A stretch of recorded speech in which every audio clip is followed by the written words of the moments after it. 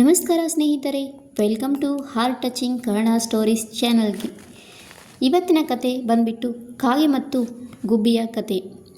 ಯಾರೆಲ್ಲ ಕೇಳಿದ್ರೆ ನಂಗೆ ಗೊತ್ತಿಲ್ಲ, ಕೇಳದೇ ಇರೋರು ಈ ಕತೆನ ಕೇಳಿದ್ರೂ ಮತ್ತೊಂದು ಸಾರಿ ಈ ಕತೆನ ಕೇಳಿ ನಿಮ್ಮ ಬಾಲ್ಯದ ಜೀವನವನ್ನು ಈ ಕತೆ ಮತ್ತೆ ನೆನಪಿಸುತ್ತದೆ.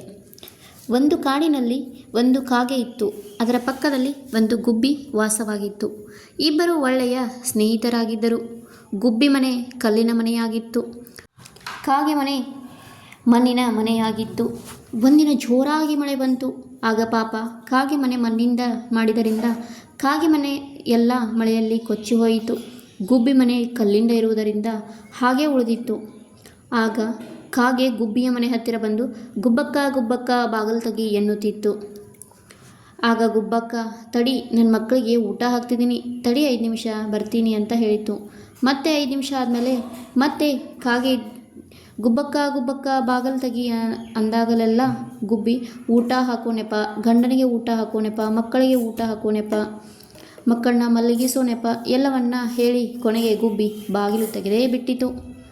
ಆಗ ಕಾಗೆ, ಗುಬ್ಬಕ್ಕ, ನನ್ನ ಮನೆ ಮಣ್ಣಿಂದ ಇರುವುದರಿಂದ ಮಳೆಗೆ ಎಲ್ಲ ಕೊಚ್ಚಿ ಹೋಯಿತು. ಇವತ್ತು ರಾತ್ರಿ ನಿಮ್ಮನೆಯಲ್ಲಿ ಮಲಗಲು ಅವಕಾಶ ಮಾಡಿಕೊಡು ಅಂತ ಕಾಗೆ ಗುಬ್ಬಕ್ಕನ ಹತ್ತಿರ ಕೇಳಿತು. ಗುಬ್ಬಕ್ಕ ಇಷ್ಟ ಇಲ್ಲದಿದ್ದರೂ ಒಪ್ಪಿಕೊಂಡಿತು. ಆಗ ಗುಬ್ಬಕ್ಕ ಕಾಗೆಯನ್ನು ಕೇಳಿತು, ಹುರುಳಿ ಮೂಟೆಯಲ್ಲಿ ಮಲಗ್ತೀಯಾ ಅಂತ ಕೇಳಿತು. ಆಗ ಕಾಗೆ, ಬೇಡಪ್ಪ, ಹುರುಳಿ ಮೂಟೆಯಲ್ಲಿ ಹುಳಗಳಿರುತ್ತವೆ, ಅವು ಕಚ್ಚುತ್ತವೆ, ಮಲಗಲ್ಲ ಅಂತ ಕಾಗಕ್ಕ ಗುಬ್ಬಕ್ಕನಿಗೆ ಹೇಳಿತು. ಆಗ ಗುಬ್ಬಿ ಹೆಸರಿನ ಮೂಟೆ ಅಥವಾ ಉದ್ದಿನ ಮೂಟೆ, ಹೀಗೆ ಎಲ್ಲ ಮೂಟೆಗಳ ಹೆಸರುಗಳನ್ನು ಹೇಳಿತು. ಆಗ ಯಾವುದಕ್ಕೂ ಕಾಗೆ ಒಪ್ಪಿರಲಿಲ್ಲ.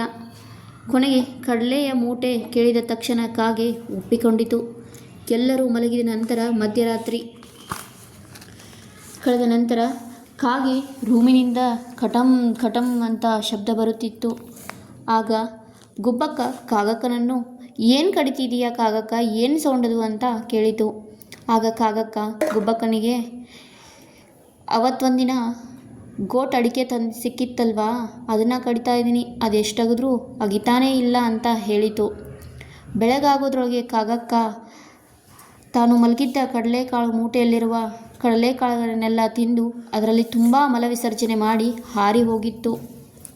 ಗುಬ್ಬಕ್ಕನಿಗೆ ಪಾಪ ಇದರ ಯಾವುದರ ಅರಿವೇ ಇರಲಿಲ್ಲ. ಮತ್ತೆ ಒಂದಿನ ಸಂಜೆ ಮಳೆಯಾಗುತ್ತಿತ್ತು. ಆಗ ಗುಬ್ಬಕ್ಕನ ಮಕ್ಕಳು, ಅವ್ವ, ಚಳಿ ತುಂಬ ಆಗ್ತಿದೆ, ಕಡಲೆಕಾಳುಗಳನ್ನು ಹುರಿದುಕೊಡು ಅಂತ ಕೇಳಿದವು. ಗುಬ್ಬಿ ಹೋಗಿ ಕಡಲೆ ಮೂಟೆಗೆ ಕೈ ಹಾಕಿದರೆ ಕೈ ತುಂಬ ಕಾಗಕ್ಕನ ಪಿಕ್ಕೆಗಳು ಅಂಟಿಕೊಂಡವು. ಗುಬ್ಬಕ್ಕ ಭಯಗೊಂಡು, ಕಾಗಕ್ಕನಿಗೆ ಉಪಕಾರ ಮಾಡಿದರೆ ಅವಳು ನನಗೆ ಎಂತಹ ಅಪಕಾರ ಮಾಡಿದ್ದಾಳೆ, ಅವಳು ನನಗೆ ಕೈಗೆ ಸಿಗಲಿ ಅಂತ ಹೇಳಿ ಸುಮ್ಮನಾದಳು. ಆಮೇಲೆ 15 ದಿನ ಆದಮೇಲೆ ಮತ್ತೆ ಕಾಗಕ್ಕ ಗುಬ್ಬಕ್ಕನ ಮನೆ ಹತ್ತಿರ ಬಂದು, ಸ್ವಲ್ಪ ಬೆನ್ನು ಕಡಿತಿದೆ, ಕರೆದುಕೊಡ ಅಂತ ಹೇಳಿತು. ಅದೇ ಸಮಯಕ್ಕೆ ಕಾಯುತ್ತಿದ್ದ ಗುಬ್ಬಕ್ಕ, ತಡಿ ಬರ್ತೀನಿ ಅಂತ ಹೇಳಿ ಒಳಗಡೆ ಹೋಗಿ ಚೆನ್ನಾಗಿ ಕಬ್ಬಿಣದ ಕಡ್ಡಿನ ಚೆನ್ನಾಗಿ ಬಿಸಿ ಮಾಡಿ ತಂದು ಕಾಗಕ್ಕನ ಬೆನ್ನಿಗೆ ಹಚ್ಚಿತು. ಬರೆ ಹಾಕಿದ ನಂತರ ಇನ್ನೊಂದು ಸಲ ನಮ್ಮ ಮನೆಯ ಕಡೆಗೆ ತಲೆ ಹಾಕಬೇಡ ಅಂತ ಹೇಳಿತು. ಹೇಳಿ ಓಡಿಸಿಬಿಟ್ಟಿತು.